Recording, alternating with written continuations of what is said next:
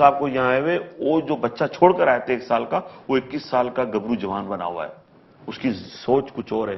اب کراچی میں بتاؤں سر پلیز، 165 کھیلوں کے میدان متحدہ قومی موومنٹ کے دور میں جب وہ ناظم تھے کمال صاحب، ان کو لیگل شیپ دے کر اس کے پلاٹ بنا کر اپنے ورکر میں تقسیم کیا۔ اچھا کیا آپ نے، نہیں آپ نے ایک طرف غلط بھی کیا کہ آپ نے پارکس اور کھیلوں کے میدان کو تو جو انہوں نے ڈیولپمنٹ کی ہے وہ سر میں دیکھیں میں جو آ رہا ہوں سر پلیز، اس 165 کھیلوں کے میدان کی پٹیشن نعمت اللہ خان سابق ناظم کراچی کورٹس میں موجود ہیں، اور آپ ایک نام سے واقف ہوں گے کاوش شیر جی، ان کی ہے گٹر باغیچے پہ جھگڑا۔ اب حبیب جان کو تو زمین نہیں ملی، لیاری والے آج بھی لیاری میں ہی خوش ہے، لیکن جو پختون آئے ہیں مختلف ایریاز سے وہ کہتے ہیں کہ جی یہ پارز میرا ہے، وہ کہتے ہیں جی ہم قبضہ کریں گے۔ اب جھگڑا کس کا ہے؟ قبضے کا۔ ایک طرف آپ نے لیگل امبریلا میں قبضہ کیا، وہ بندوق کے زور پہ قبضہ کرنا چاہتے ہیں، ٹھیک جی، ان کی فیکٹری ہے، پہلے یہ بھتہ ایک آدمی کو دیتے تھے 1 روپیہ، اب میں آ گیا تو 4 آنے میں نے بھی مانگ لیے، انہوں نے 1 روپیہ ہی دینا ہے، اب انہوں نے جس کو 1 روپیہ دیتے تھے اس کو یہ دے رہے ہیں 75 پیسے، ایک اور گروپ آ گیا 10 پیسے اور لے گئے تو بچے 60 پیسے۔ اب جن کا بھتہ کم ہو رہا ہے وہ دوسرے بھتے لینے والوں کو مار رہے ہیں۔ اچھا تو آپ کہتے ہیں مرنے والے جو ہیں وہ عام شہری نہیں، وہ بھتہ خور ہیں؟ یس، عام شہری۔ اب میں بتاؤں نا لیاری میں کچھ لوگ ہوں گے جو بھتہ لیتے ہوں گے، نہیں مرنے والے جو ہیں سر اب جھگڑا کس بات کا ہے؟ اب آپ کی دکان ہے جی پان کی، آپ نے روز شکایت کرتے ہو کہ یار جناب اور تھوڑا بندہ آتا ہے لے جاتا ہے، اس نے بولا میٹنگ کی یار اس کو پھڑکا ہی دو تو 1 روپیہ پھر آنا شروع ہو جائے گا، پھر 1 روپیہ پکا۔ اب جھگڑا اس 1 روپے کا ہے۔ اب آپ بتائیں کہ پاکستان کے اس شہر کراچی میں 30 سال پہلے کتنے صنعتکاروں کو مارا گیا؟ آپ کہہ رہے ہیں کہ جھگڑا، ویر صاحب آپ کہہ رہے ہیں جھگڑا ہے گریبنگ کا، چودراہٹ کا، ملکیت کا، ٹھیک ہے، ملکیت، اجارہ داری کا۔ 1 منٹ ہولڈ آن، میجر صاحب کدھر ہے پولیس، رینجرز، حکومت، فوج، ہم قانون نافذ کرنے والے ادارے کدھر ہے مسافر اگر جھگڑا یہی ہے تو؟ میں آپ کے سوال کا جواب دینے سے پہلے حبیب صاحب نے جو بیان دیا، مطلب ود ڈیو ریسپیکٹ میں یہ کہنا چاہوں گا کہ ہم اگر گڑے مردے کھوتے رہیں گے، اس نے یوں کر دیا، اس نے یوں کر دیا، نہیں دیکھیں گے تو ہلکی طرف جائیں گے۔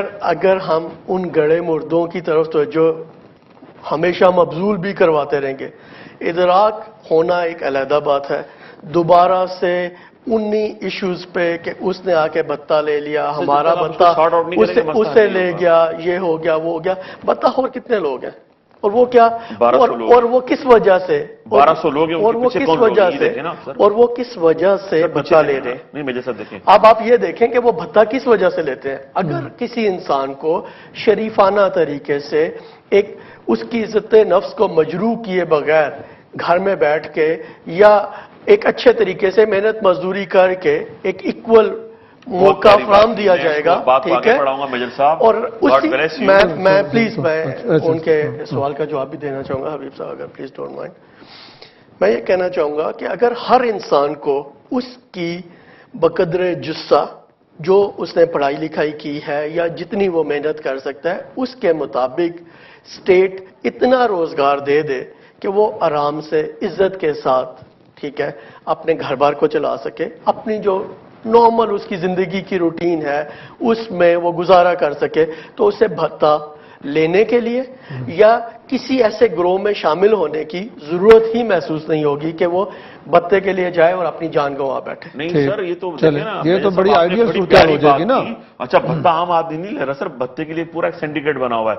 اب میں آپ سے یہ سوال کرتا ہوں سر، کراچی جو ہے 2 کروڑ کا شہر ہے، اب بالکل 1 منٹ بچا ہمارے پاس، بات یہ کروں کہ جناب آپ پورے شہر کے مالک ہو، اب کرنا کیا ہے؟ گورنر بھی آپ ہیں، شہر کے ناظم بھی آپ ہیں، اس کے بعد آپ کیا بچتا ہے سر؟ میں ایک سر ایک میں ابھی 10 سیکنڈ میں وائنڈ اپ میں یہی کہوں گا کہ جناب میری درخواست ہے تمام اسٹیک ہولڈر سے کہ جناب جس کو جو مل رہا ہے اس میں خدا کا شکر ادا کریں اور دوسروں کو برداشت کریں، اس لیے اگر آپ برداشت نہیں کرو گے تو میں نہیں سمجھتا، میں پختون کی تو بات نہیں کرتا لیکن میں اپنے علاقے کی بات ضرور کروں گا کہ لیاری کا بلوچ، قائد اعظم صاحب بھی لیاری کے تھے، انہوں نے پاکستان بنایا اور ہم اس پاکستان کی حفاظت اپنی آخری خون کے قطرے سے کریں گے۔ ہمیں برداشت کرو، ہم نے آپ کو عزت دی، آپ بھی برداشت کریں گے اور ہم تو اسے برداشت کر کے بیٹھے ہوئے ہیں۔ ٹھیک، اوکے۔ مزید نہیں کریں گے؟ ہم ہمیشہ کریں گے اچھا۔ میں پاکستان صرف کے ایک لفظ کہنا چاہوں گا، نہیں بولنا ہے۔